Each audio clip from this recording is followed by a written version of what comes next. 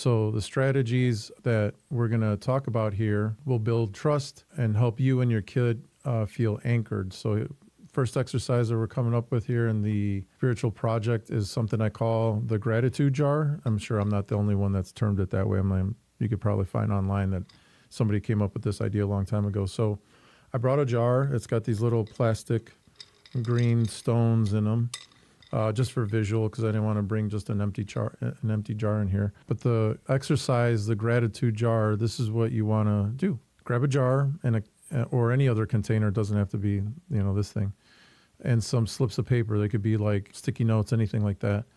And sit with your child, and each of you write down one thing that you're grateful for about each other or about life or whatever.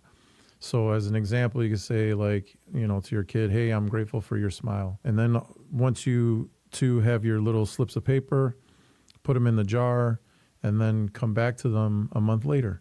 Or in our case, since we're doing these projects week by week, if you do the gratitude jar on, let's say Sunday, on Saturday, you can kind of revisit the little slips and see where you guys were. A couple of things like why this works.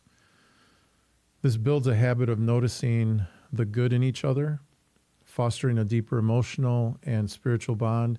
It's simple but powerful, especially for kids or you dads out there who might not always express your feelings.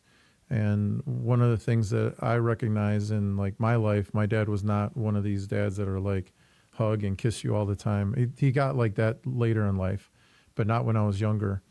And with my daughter, it was one of those things where I wanted, especially after the divorce and not seeing her as often as I did before, one of the things that I wanted her to know is hey, I love you. I want to be there for you. And so I was always hugging her. I was always kissing her. I was always trying to let her know in a dad affectionate kind of way, like I love you.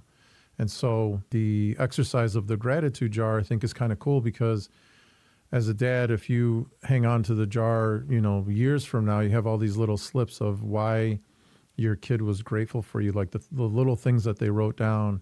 And if you stick with it, you'll have slips of paper when they were, 5, 6, 7 years old to 14, 15. I know teenagers change and they might not be as grateful for you as they were when they were younger, but at least you'll have a mini little time capsule. And I think that's something that's kind of really cool. So if you try the gratitude jar exercise, let us know in the comments how that helped you out.